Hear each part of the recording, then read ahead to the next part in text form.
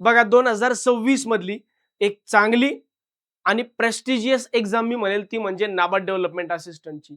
कारण नाबार्डमध्ये जॉब करणं म्हणजे ॲज गुड ॲज आर-बी-आय मध्ये जॉब करण्यासारखी ही गोष्ट आहे. त्यामुळं एक चांगली अपॉर्च्युनिटी ही तुमच्यासाठी आली होती नाबार्ड डेव्हलपमेंट असिस्टंटच्या एक्झामच्या रूपाने. अ, काल म्हणजे 21 फेब्रुवारी 2026 ला 2 शिफ्टमध्ये प्रिलिमिनरी एक्झाम संपली आणि आता एक्झाम संपल्यानंतर कुणी मेन्सची तयारी करावी, मेन्सची तयारी कशी करावी, एक्सपेक्टेड कट ऑफ काय असू शकतो, मागच्या एक्झामचं अनालिसिस काय म्हणतं किंवा काल झालेल्या एक्झामचं अनालिसिस काय म्हणतं. तर ओव्हरऑल या सगळ्या मुद्द्यांवर आपण चर्चा करतोय. म्हणूनच मी म्हणतोय की आपला जो फ्लो ऑफ द सेशन कसा असेल, तर पहिल्यांदा आपण समजून घेऊया की प्री एक्झाम कशा कशा पद्धतीने झाल्या. कालच्या दोन्ही शिफ्टमध्ये कोणत्या टाईपचे क्वेश्चन होते, क्वांट कसं होतं, रिझनिंग कसं होतं, मुलांनी अटेम्प्ट किती केले आणि सेफ अटेम्प्ट काय असले पाहिजे. त्यानंतर महाराष्ट्रासाठी 48 जागा आहेत. मग त्या 48 जागांसाठी किती लोकांना मेन्सला क्वालिफाय करणार आहे. त्यामुळं एक्सपेक्टेड कट ऑफ कमी होईल, जास्त होईल, कुणी कोणाला मेन्स देण्याची अपॉर्च्युनिटी मिळेल, हाही एक मुद्दा आहे. त्यानंतर मेन्ससाठी काय नेमकी एक्झाम स्ट्रॅटेजी असली पाहिजे आणि एक्झामचा स्टडी प्लॅन म्हणजे पुढच्या काही दिवसामध्ये जसं 12 एप्रिलला मेन्स डेट एक्सपेक्टेड आहे. तर मोठ्या-मोठी आपल्या हातात जर बघितलं तर जवळ-जवळ दीड महिन्याच्या आसपास आपल्या हातात हे दिवस उरलेत. मग या दीड महिन्यामध्ये नेमका मी काय अभ्यास केला पाहिजे सो दॅट मी मेन्स क्वालिफाय करून फायनल सिलेक्शन पर्यंत रीच करेल. तर या सगळ्या मुद्द्यांवर टप्प्याटप्प्याने आपण समजून घेऊया. आता पहिला मुद्दा येतो की सर प्री एक्झाम जी आहे तिचं नेमकं अनालिसिस काय म्हणते किंवा काल जर तुम्ही प्री एक्झाम दिली असेल तर कशा पद्धतीने अटेम्प्ट केले असं जेव्हा विद्यार्थ्यांसोबत मी बघितलं तर बघा क्वांटमध्ये असेल, रिझनिंग मध्ये असेल आणि इंग्लिशमध्ये असेल. तर कालच्या एक्झाम मध्ये क्वांट मी म्हणेल एकदम इझी, मॉडरेट पण नाही म्हणणार, एकदम इझी होतं क्वांटचा अटेम्प्ट, क्वांटचं सेक्शन. त्यानंतर रिझनिंग सुद्धा एकदम इझी होतं. मात्र इंग्लिश थोडंसं मॉडरेट होतं. आता इंग्लिश मॉडरेट म्हणजे कसं, कारण की आरसी पॅसेज जे होते हे डायरेक्ट न थोडेसे डिप्लोमॅटिक विचारलेले होते किंवा थोडेसे क्वेश्चन्स त्यातले वर्ड्स जे आहेत वर्ड्स थोडे अननोन होते, थोडेफार. पण ते एकमेव रिझन आहे का इंग्लिश मॉडरेट म्हणण्याचं तसंही म्हणता येणार नाही. कारण इंग्लिशचा आता जर ते तुम्ही क्वेश्चन्स बघितले तर बघा क्वांटचे 30 क्वेश्चन, रिझनिंगचे 30 क्वेश्चन आणि इंग्लिशचे 40 क्वेश्चन आणि टाइम सगळ्यांसाठी 20-20 मिनिटच होता. मग क्वांटचे 30 क्वेश्चन सोडवायला 20 मिनिटं, रिझनिंगचे 30 क्वेश्चन सोडवायला 20 मिनिटं, पण इंग्लिशचे 40 क्वेश्चन सोडवायला 20 मिनिटं आणि लवकर अंडरस्टँड होत नव्हतं असं काही मुलांचं म्हणणं होतं. त्यामुळे मी म्हणेल की इंग्लिश जो आहे हा थोडासा मॉडरेट होता. मग मुलांचे जर अटेम्प्ट पाहिले तर इथं जर तुम्ही नवीन तयारी करणार असाल, नवीन तयारी करणारे तर 25-25च्या आसपास अटेम्प्ट आहेत. पण जुने तयारी करणारे विद्यार्थी आहेत ऑलमोस्ट त्यांनी 28 प्लस अटेम्प्ट, 30-30 प्लस अटेम्प्ट केले. पहिल्या शिफ्टमध्ये मला असं वाटतं एक प्रोबॅबिलिटीचा क्वेश्चन होता, मेन्सुरेशनचा, सॉरी आपल्या परम्युटेशन कॉम्बिनेशनचा. तर तो काही लोकांना जमला नाही, बाकी ऑलमोस्ट सगळे क्वेश्चन सगळ्यांना जमले. त्यानंतर रिझनिंग जर तुम्ही म्हणताल तर ऑलमोस्ट 29-30च्या आसपास. त्याच्या मागचं रिझन असं आहे की एक जो क्वेश्चन गेला मुलांचा तो मिनिंगफुल वर्ड मध्ये जातो, कारण तो मिनिंगफुल वर्ड मध्ये एक्झॅक्ट कळत नाही. त्यामुळे अराउंड 28-28 जर मी म्हणले तर जवळजवळ 60 पैकी 56चा कॉम्बो, 57चा कॉम्बो एवढा आरामात मुलांचा आहे. मी अशा मुलांबद्दल बोलतोय जे कमीत कमी वर्ष 2 वर्षांपासून तयारी करतात. आता एकदम नवीन विद्यार्थी असेल समजा चॅम्पियन सिरीजचा किंवा मागच्या 6 महिन्यापासून 8 महिन्यापासून तयारी करतोय, तर अशा वेळेस प्रत्येकाचा कॉम्बो हा 56, 57, 58च्या आसपास गेलेला नसेल. पण जे नवीन मुलं आहेत, जुने मुलं आहेत, वर्ष 2-2 वर्षांपासून तयारी करणारे, यांनी तर काही काही लोकांनी ऑलमोस्ट 60 पैकी 60 जे हे अटेम्प्ट करून आले. त्यानंतर इंग्लिशमध्ये जर तुम्ही बघितलं तर अराउंड 30च्या आसपास अटेम्प्ट आहे. कुणाचा अभ्यास केलेल्या मुलाचा, ज्याचा थोडा चांगला अभ्यास आहे आणि ज्याचा अजून चांगलं इंग्लिश असेल तर ऑलमोस्ट 35 प्लस अटेम्प्ट पण मुलांची इथून झाले. तर इंग्लिश थोडंसं मॉडरेट असल्यामुळं हा एक थोडासा इम्पॅक्ट जो आहे हा इथं तुम्हाला दिसला. मग ओव्हरऑल जर अटेम्प्टचा विचार केला तर आपण हे 28, 28, 56 आणि 30 म्हणजे जवळजवळ 86च्या आसपास ते 90 पर्यंत म्हणजे असा अटेम्प्ट बऱ्यापैकी मुलांचा आहे. 86 ते 90. आता मी मुद्दामून एक पोल घेतला होता. आता जर तुम्ही बघितला असेल तर एक पोल मी घेतला होता आपल्या सारथी एज्युकेशनच्या मेन टेलिग्राम चॅनलवर, की बाबांनो कुणाकुणाचे अटेम्प्ट कशी आहेत, कुणाकुणाचे कसे अटेम्प्ट आहेत. ठीक आहे. तर या पद्धती जेव्हा अटेम्प्ट काय झालं रे? Okay okay. या पद्धती जेव्हा अटेम्प्ट आपण बघतोय तर बघा त्याच्या पोलवरून तुमच्या लक्षात येईल की अटेम्प्ट कुणाकुणाचे कसे होते. त्यापूर्वी ज्या मुलं मेन्सची तयारी करताय, जे मुलं मेन्सची तयारी करताय, पण मेन्समध्ये तेवढे पाहिजे तशा कन्सेप्ट क्लिअर नाहीयेत, अशा विद्यार्थ्यांसाठी आपण स्पेशल मेन्सची बॅच लॉन्च केली. या मेन्सच्या बॅचमधून तुम्हाला क्वांट असेल, रिझनिंग असेल, इंग्लिश असेल, जनरल अवेअरनेस असेल, चारही विषय जे आहेत हे 5,000 रुपयात शिकायला मिळतील. चारही विषय जे आहेत हे 5,000 रुपयात शिकायला मिळतील. जर तुम्ही कंबाईन बॅच घेताय आणि याची जी व्हॅलिडिटी असणार आहे ही कंप्लीट असणार आहे 1 इयर पर्यंत, कंप्लीट असणार आहे 1 इयर पर्यंत. पण जर तुम्हाला इंडिव्हिज्युअल बॅचेस पाहिजे, क्वांटची स्पेशल बॅच, तर मग 2,000 रुपये, रिझनिंगची स्पेशल बॅच 1,000 रुपये, इंग्लिशची स्पेशल बॅच 1,000 रुपये आणि करंट अफेअर्सची 2,500 रुपये 1 वर्ष. तर या पद्धतीने जे आहे तुम्हाला पाहिजे तुम्ही कंबाईन बॅच घेऊ शकता, पाहिजे तुम्ही इंडिव्हिज्युअल बॅचेस सुद्धा परचेस करू शकता. असे विद्यार्थी जे मेन्स मध्ये अजून तेवढं स्ट्रगल करताय, अजून तेवढं हँड त्यांचा नाहीये, स्पेशल जनरल अवेअरनेसची बॅच सुद्धा तुम्ही पुन्हा 1 वर्षाची, आता इथं फक्त करंट अफेअर्सची बॅच आहे आणि जनरल अवेअरनेस जर बघितलं तर ती बॅच 3,500 रुपयाला तुम्हाला मिळेल. आता आपण बोलत होतो की जो पोल आपण जो घेतला होता त्या पोलमध्ये मुलांचं म्हणणं काय आहे, त्या पोलमध्ये मुलांचं म्हणणं काय. बघा आतापर्यंत 2 तासामध्ये ऑलमोस्ट हा पोल जो आहे हा 2,400 लोकांनी बघितलं आणि याला 1,300 लोकांनी वोट केलं. तर 1,300च्या जवळजवळ किती टक्के बघा, 28 हे 43 आणि 20 63% लोक म्हणतात की आमचा अटेम्प्ट 86 पेक्षा जास्त आहे.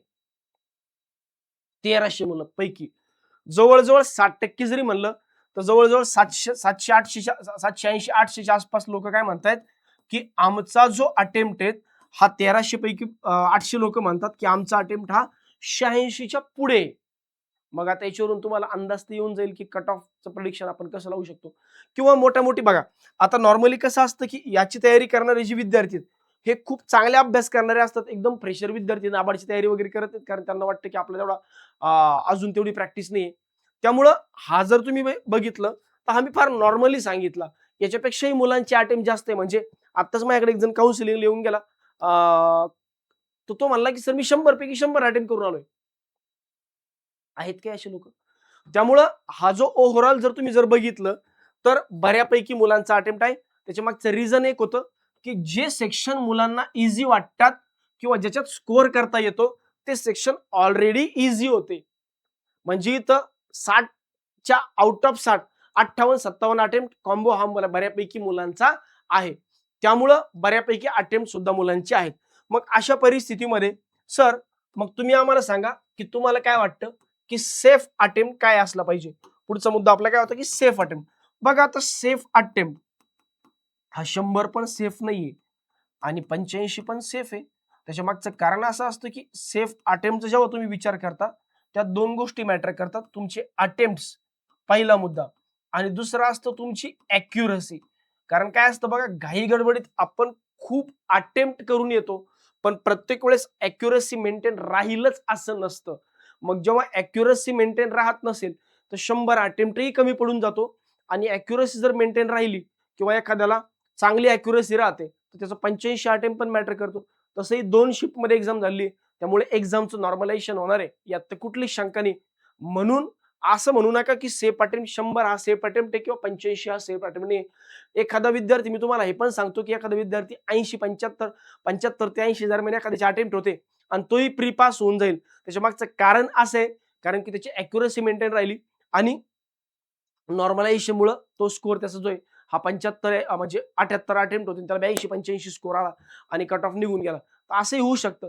त्यामुळं तुम्ही हा विचार करत बसू नका की सेफ अटेम्प्ट काय असेल. सेफ हा तुम्ही असं ॲज्युम करा की 75-80 पासून पुढे हा सेफ अटेम्प्ट आहे. तुम्ही मेन्सची तयारी हळूहळू चालू करायला हरकत नाही. पण सर मग कट ऑफ काय लागू शकतो, तुम्हाला काय वाटतं एक्सपेक्टेड कट ऑफ काय असेल. बघा आता त्यासाठी मला तुम्हाला काही गोष्टी सांगायच्या आहेत त्या समजून घ्या. मग तुम्हाला एक्सपेक्टेड कट ऑफचा अंदाज येऊन जाईल की मी काय सांगतोय. बघा यावेळेस महाराष्ट्रासाठी एकूण 48 जागा आहेत.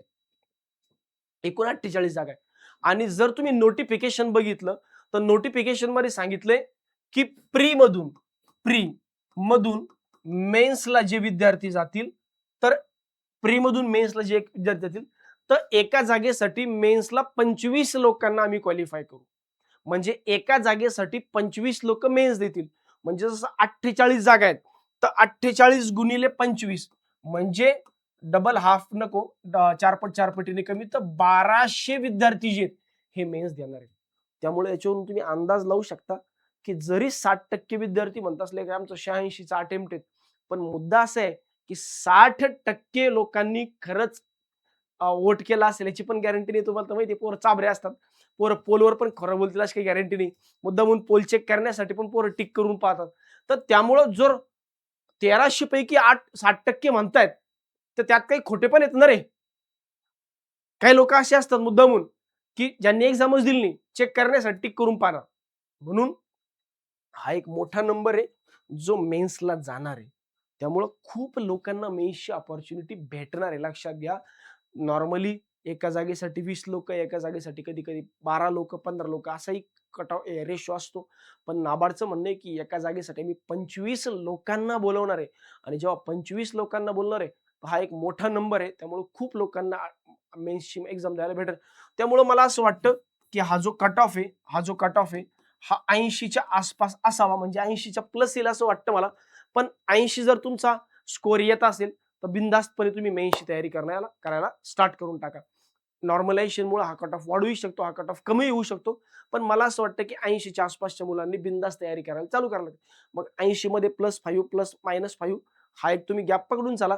पण 80च्या आसपास जर तुमचा स्कोर येत असेल तर मी म्हणतो बिनधास्त तुम्ही मेन्सची तयारी करायला हरकत नाही. तर अशा पद्धतीने हा मेन्सचा एक्सपेक्टेड प्रीसाठीचा एक्सपेक्टेड कट ऑफ मला वाटतो. आता जसं मी सांगितलं की 1200 विद्यार्थी आहेत. आता काय होतं बघा, कधी कधी काय होतं, खूप असे विद्यार्थी असतात की ज्यांना असं वाटतं की मी एक्झाम म्हणजे नाबार्डची एक्झाम आहे, खूप अवघड एक्झाम आहे, तर मी फॉर्मच भरत नाही, कशाला मी 750-800 रुपये वाया घालू. तर खूप हुशार विद्यार्थी पण याचे फॉर्म नाही भरत. अशी चूक जर तुम्ही आरबीआय मध्ये करताय तर तुमची एवढी वेळ तुम्हीच बाळांनो. त्यामुळे एक गोष्ट लक्षात ठेवा की तुम्हाला प्रत्येक फॉर्म भरलाच पाहिजे. मग याच्यात काय होतं की खूप असे विद्यार्थी असतात की जो चांगला तयारी करणारा क्राऊड आहे तो इथं असतो, पण ज्याची तयारी चांगली आहे पण इनकॉम्पिटंट आहे, म्हणजे इनकॉन्फिडंट आहे, अशी विद्यार्थी याला अप्लाय करत नाहीत. त्यामुळे हा कट ऑफ थोडा जास्तही लागू शकतो एखाद्या वेळेस. पण मी एवढं पण सांगतो की 1200 जागा आहेत महाराष्ट्रासाठी, 1200 लोकांना मेन्सला न्यायचंय, तर बऱ्यापैकी मी म्हणेल हा कट ऑफ जो आहे हा कमीच येईल. एकदम 80च्या आसपास होऊ शकतं, कारण नॉर्मलायझेशन हा पण एक मॅटर करतो. आणि इंग्लिशमध्ये जरी तुम्ही 40 पैकी 40 अटेम्प्ट केले, तुम्हाला माहिती आहे की 40 पैकी 40 मार्क कोणाला पडत नाही. एक्झॅक्ट 40 एक म्हणजे 50-60%, 70% जरी तुमचा कट ऑफ मेंटेन राहिला तर हे 60 आणि ते 20 म्हणजे 80च्या आसपास. म्हणून मी म्हणलं की +-5 तुम्ही कन्सिडर करून त्या हिशोबाने जाऊ शकता. बरं, ओके. मग सर आता मेन्ससाठी एक्झामची स्ट्रॅटेजी कशी असली पाहिजे? बघा, मेन्सच्या एक्झामची स्ट्रॅटेजी कशी असली पाहिजे? आता मेन्सच्या स्ट्रॅटेजीनुसार तुम्ही जर जायचा विचार करताय, तर मग सगळ्यात पहिले तुम्ही हे समजून घ्या की पेपर पॅटर्न कसा आहे. क्वांट एलआर, त्यानंतर जीए, क्वांट एलआर, त्यानंतर जीए, त्यानंतर कम्प्युटर आणि त्यानंतर इंग्लिश. आता यांचं म्हणणं काय की क्वांटमध्ये 30 क्वेश्चन 30 मार्क, एलआर मध्ये 30 क्वेश्चन 30 मार्क, जीए मध्ये 50 क्वेश्चन 50 मार्क, कम्प्युटरमध्ये 40 क्वेश्चन 40 मार्क, आणि इंग्लिश हा जो 50 मार्कांचा पेपर आहे हा डिस्क्रिप्टिव्ह पेपर आहे. याला इंग्लिश सब्जेक्टिव्ह नाही येणार आहे. आता सब्जेक्टिव्ह असल्यामुळे कोणी इथं घोळ होणार आहे. इथं डिस्क्रिप्टिव्ह पेपर आहे, त्यामुळे टायपिंग लागणार, टायपिंग करायचंय, एसे लिहायचं, लेटर लिहायचंय, प्रिसाइज रायटिंग लिहायचंय, ईमेल पण करावा लागू शकतो, म्हणजे ईमेलचा फॉर्मॅट पण लिहावा लागू शकतो. मग आता इथं जे वेटेज आहे, जिथं मुलं जास्तीत जास्त स्कोअर करू शकतात, याचं वेटेज त्यांनी थोडंसं कमी केलंय. त्यामुळे इथं जीए, कम्प्युटर आणि इंग्लिशवर तुम्हाला जास्त फोकस करावा लागेल. मी अजून सांगतो की ऍक्च्युअल एक्झाम मध्ये, मेन्स मध्ये सुद्धा हा एक्झामचा पॅटर्न जो आहे हा इझी असणार आहे, इझी टू मॉडरेट पेपर येईल याचा पेपर, म्हणजे as compared to other exam याचा इझी टू मॉडरेट येईल.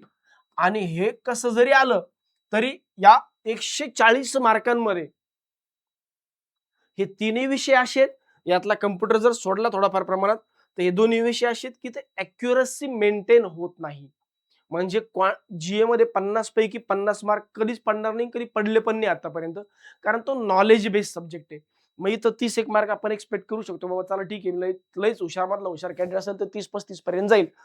मात्र मग तुम्हाला इंग्लिशमध्ये थोडेसे जास्त वाळूचे कण रगडावं लागतील आणि कम्प्युटरमध्ये सुद्धा त्यामुळे हे 2 सेक्शन थोडे जास्त क्रुशियल ठरतात मेन्सची तयारी करत असताना, मेन्सची स्ट्रॅटेजी बनवत असताना. मग पुढच्या काही दिवसामध्ये थोडंसं इंग्लिशच्या डिस्क्रिप्टिव्हवर आणि कॉम्प्युटरवर चांगल्या पद्धतीने फोकस करा आणि याच्यातून जर तुम्हाला फायनल रिझल्ट पाहिजे असतील, तर मी गॅरंटीने सांगतो की या 2-3 मार्कांमध्ये, या 2-3 सब्जेक्टमध्ये म्हणजे 140 पैकी तुमचा जो स्कोर आहे, हा मोठा-मोठी 100च्या आसपास असला पाहिजे. तेव्हा तुमचं फायनल सिलेक्शनमध्ये डेफिनेटली नाव येईल. कारण की या सब्जेक्टमध्ये जिथं तुम्ही स्कोर करू शकत नाही, त्याचं वेटेज कमी जास्त आहे आणि जिथं तुम्ही स्कोर कमी करू शकता, म्हणजे जास्त करू शकता, त्याचं वेटेज या एक्झाममध्ये कमी आहे. त्यामुळं थोडंसं तुम्हाला या स्ट्रॅटेजीजमध्ये बदल करावा लागेल, की क्वांट रिझनिंगचा वेळ कमी करून इंग्लिश, जीए आणि कॉम्प्युटर. त्यातल्या त्यात जीए तुम्हाला अक्षय सरांमुळे काही ताण नाहीये. सर अभ्यास करतात, तुम्हाला शिकवतात. तुम्हाला जास्तीत जास्त वाळूचे कण इकडे रगडावे लागतील. 90 मार्कांपैकी येण्यावर तुम्हाला 60-70 एक मार्क जे आहेत, हे मिनिमम इथून मिळाले पाहिजे. मग हे 70 आणि हे 30 म्हणजे कॉम्प्युटरमध्ये तुमचा अराउंड जर विचार केला, तर 35च्या प्लस स्कोर असला पाहिजे आणि इकडून 35 एक मार्क.